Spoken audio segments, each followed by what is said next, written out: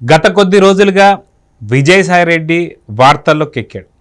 అయితే అదే విజయసాయిరెడ్డి జర్నలిస్టుని దురుసుగా మాట్లాడుతూ ఏకవచనంతో మాట్లాడడం కూడా మనం చూసాం. అయితే ఇదంతా దేని నేపథ్యంలో అంటే సుభాష్ కావచ్చు, మదన్ మోహన్ కావచ్చు, శాంతి కావచ్చు, అదేవిధంగా విజయసాయిరెడ్డి కావచ్చు, ఈ 4 స్తంభాల ఆట ఎప్పుడు ముగుస్తుంది ఏంటి? అయితే దీనిపైన మనతో మాట్లాడడానికి సీనియర్ జర్నలిస్ట్ డివి శ్రీనివాస్ గారు ఉన్నారు. వారిని అడిగి తెలుసుకుందాం. సార్ నమస్తే. నమస్తే సార్, ఈ 4 స్తంభాల ఆట అసలుకి ఎవరు ఏమవుతారనేది ఎవరికి అర్థం కాని సిచ్యువేషన్. అయితే వ్యక్తిగతంగా ఆ బాబు ఎవరికి పుట్టారనేది మనకు సంబంధం లేదు.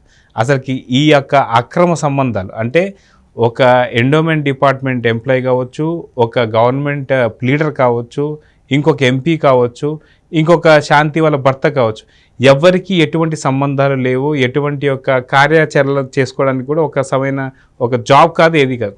ఇలాంటి సంబంధాలను అంటే ఒకరితో ఒకరికి ముడిపడినటువంటి సంబంధాన్ని ఎలా చూడాలి, ఈ బిడ్డను ఎలా చూడాలి, ఈ విజయసాయిరెడ్డి చేసిన వ్యాఖ్యలను ఎలా చూడాలి, దీంట్లో మనం ప్రధానంగా ఈ అంశం ఎప్పుడు ముగుస్తుంది అంటే ఏం చెప్తారు?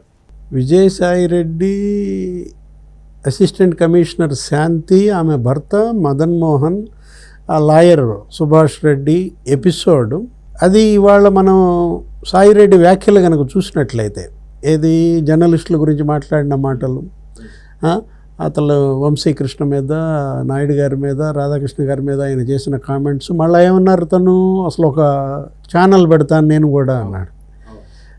ఇప్పుడు విజయసాయిరెడ్డి కనుక ఛానల్ పెడితే జర్నలిస్టులకు ఆయన శిక్షణా తరగతులు కూడా నిర్వహిస్తానంటున్నాడు. అసలు వంశీకృష్ణ అసలు జర్నలిస్టే కాదంటాడు.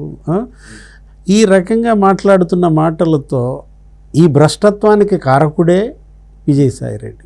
రాజకీయాలను భ్రష్టు పట్టించింది అతనే, ఆంధ్రప్రదేశ్లో వ్యాపారాలను భ్రష్టు పట్టించింది అతనే. మనం చూసాం, ఏది అతను నాయకుడు కాకముందే నెరగాడు, అంటే తొండ ముదిరి ఊసర వెళ్ళైనట్టుగా నెరగాడు ముదిరి రాజకీయ నాయకుడైన దాంట్లో విజయసాయిరెడ్డి నెంబర్ 2. నెంబర్ 1 జగన్మోహన్ రెడ్డి నేరాలు అది మనం చూసాం. అది తర్వాత బయటకు వచ్చాయి. ఆయన ముందు ఎన్నికయ్యాడు వాళ్ళ నాన్న బతుకున్నప్పుడే 2009లో. ఈయన లోకేష్ బాబు మీద పెట్టిన ట్వీట్స్, చంద్రబాబు పైన, భువనేశ్వర్ పైన ఈయన చేసిన కామెంట్స్ భ్రష్టత్వానికి పరాకాష్ట. ఒక ఉన్మాదంతో ఏంటి ఈ పోస్టులు పెట్టడం, సోషల్ మీడియాను ఒక ఉన్మాద మీడియాగా మార్చాడు. అవును, అటన్నిటికీ అతనే ఆదిశంకరాచార్యులు. ఎవరు? విజయసాయిరెడ్డి. సోషల్ మీడియాలో ఇలాంటి పోస్టులు పెట్టచ్చు, ఒక సైకోల్ను తయారు చేశాడనమాట. అంటే బూతులు పెట్టించటం, అక్కడ ఉన్నటువంటి మహిళా నాయకులని అసభ్యంగా చిత్రించటం, ఈ మార్ఫింగ్లు కానీ, ఇవాళ ఈ మొత్తానికి సూత్రధారి విజయసాయిరెడ్డి. ఈ కాలుష్యం మొత్తం ఆ ఫ్యాక్టరీ నుంచే వచ్చిందనమాట. చివరికి ఏ స్థాయికి సాయిరెడ్డి బ్యాచ్ తెగించిందంటే జడ్జీలను కూడా వదలలేదు వీళ్ళు. హైకోర్టు జడ్జీలపైనే వీళ్ళు పెట్టినటువంటి కామెంట్స్ మనం చూసాం. బ్లాక్మెయిలింగ్ అనమాట. దాని మీద కేసు ఉంది, ఏది సుప్రీంకోర్టు దాకా వెళ్ళింది. వీళ్ళందరినీ అరెస్ట్ చేయమని సిబిఐ ఎంక్వైరీ కూడా జరిగింది. ఆ కేసులో సాయిరెడ్డి నిందితుడు కూడా. ఏది జడ్జీల పైన ఆ పంచ్ ప్రభాకర్ అని అక్కడ వేరే దేశాల్లో నుంచి అతను పెట్టిన ఇవి, కొమ్మినేని శ్రీనివాసరావు కావచ్చు, ఇతను ఎవరు సాయిరెడ్డి కావచ్చు, వీళ్ళందరూ కూడా జడ్జీల పైన చేసిన వ్యాఖ్యలకి సిబిఐ మరి అది ఎక్కడ దాకా వచ్చిందో మనకి ఇంకా తెలియదు. దాన్ని అట్లా మధ్యలో వదిలేసినట్టుగా ఉన్నారు. ఆ ఎంక్వైరీ కొంతమందిని గుర్తించారు, కొంతమందికి నోటీసులు ఇచ్చారు, కొంతమందిని ఎంక్వైరీ చేసిన దీంట్లో. ఇప్పుడు ఈయనే ఛానల్ పెడితే ఇంకెట్లుంటుందని అడిగావు. ఏది ఇక అది బరి తెగింపుకి పరాకాష్ఠగా ఉంటుందా? అంటే గతంలో మనం చూస్తే మన తెలుగుదేశం సంబంధించి ఒక ముఖ్య ప్రధాన కార్యదర్శి చెప్తూ, ఏదైతే సాక్షిలో ఒకే ఒక నిజం ఉంటుంది ఎప్పుడైనా సరే, ఆ ఒక్క నిజాన్ని మాత్రం ఇప్పటిదాకైతే దాన్ని వైదొలగించలేదు. ఏంటంటే డజన్ కోడిగుడ్ల రేట్లు ఇంత, కిలో చికెన్ రేట్ ఇంత, స్కిన్లెస్ అయితే ఇంత, స్కిన్ లేకపోతే ఇంత అన్నట్టుగా ఆయన చెప్పారు. ఇప్పుడు ఒకవేళ విజయసాయిరెడ్డి గారు ఒకవేళ పత్రిక పెడితే అది కూడా కనిపించదు అంటారా? అవి కూడా నీకు డెలాయిట్ షేర్లు మార్చినట్టు మారుస్తాడు. ఏది కోడిగుడ్ల ధరలు కూడా 10 రూపాయలది షేరు 1440కి అమ్మినట్టుగా అలా చిత్రించే అవకాశం కూడా ఉందన్నమాట. అంటే సాక్షి ఎక్కువగా పౌల్ట్రీ వాళ్ళు కొనుక్కుంటారండి, అది కూడా ఆ రేట్లు తెలుసుకోవటం కోసం అనే ఉద్దేశంతో ఆయన మాట్లాడారు. విజయసాయిరెడ్డి ఛానల్ పెడతాడు అంటేనే వాళ్ళు భయపడుతోంది సమాజం. ఎందుకని?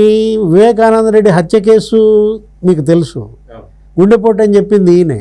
అంటే ఈయన గనక ఛానల్ పెడితే, ఈయన గనక పత్రిక పెడితే ఇక హత్యలన్నీ గుండెపోట్లు అయిపోతాయా? గుండెపోట్లన్నీ హత్యలుగా చూపిస్తారా? అంటే మంచి చెడు, చెడు మంచిగా చేస్తారా?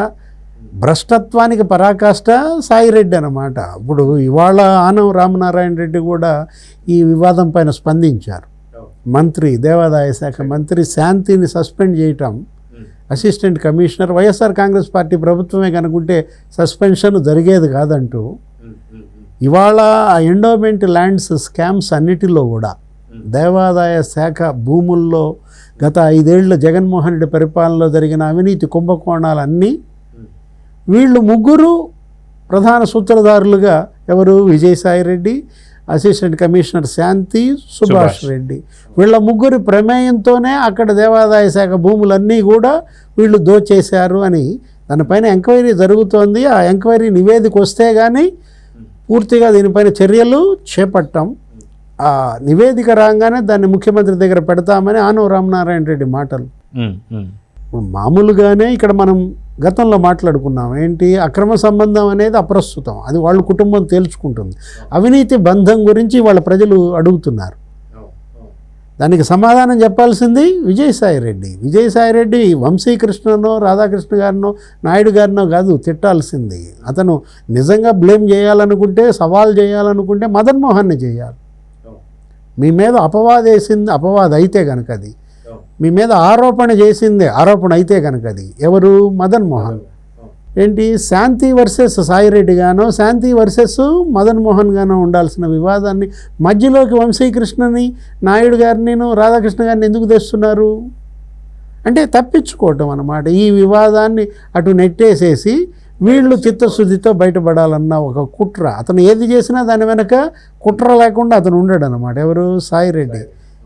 ఇవాళ రేపటి ఎండోమెంట్ డిపార్ట్మెంటల్ ఎంక్వైరీలో కానీ నిజాలు బయటికి రావు. అవినీతి కోణాలన్నీ కూడా ఎన్ని వేల ఎకరాలు విజయవాడ అక్కడెక్కడో ఆ టెంపుల్ దానిలో ఒక 500 గజాలు 2 దుకాణాలు కూల్చేసి ఆక్రమించిన దాంట్లో అతని నుంచి విల్లాకి డబ్బులు అందాయా?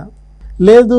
విశాఖలో పరదేశమ్మ ఆలయంకి అక్కడ ఆ భూములు అన్యాక్రాంతం చేసిన దాంట్లో శాంతి హస్తం ఉంది కాబట్టి అక్కడ వచ్చినటువంటి భూములతో విల్లా కొన్నారా?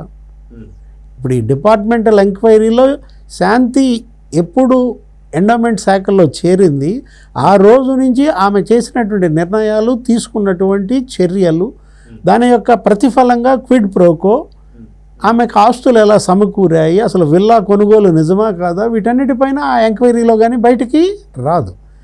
అప్పుడు కనుక జరిగినట్లయితే శాంతి ఓపెన్ అయితే కానీ నిజాలు తెలియవు. ఏంటి, సాయిరెడ్డి ఆమెకి ఎంత మేళ్లు చేశాడు, ప్రతిఫలంగా ఈమె సాయిరెడ్డి గ్యాంగ్కి చేసింది ఏంటి, ఎండోమెంట్కి చేసిన నష్టం ఏంటి, ఇది అత్యున్నత స్థాయి విచారణ జరిగితే కానీ నిజాలు బయటికి రావన్నమాట. ఇక జర్నలిజమా పారా హుషార్ ఏంటి, మరి ఛానల్ కనుక సాయిరెడ్డి పెడితే ఇక ఈ జర్నలిస్టుల్ని, ఈ జర్నలిజాన్ని దేవుడే కాపాడాలి.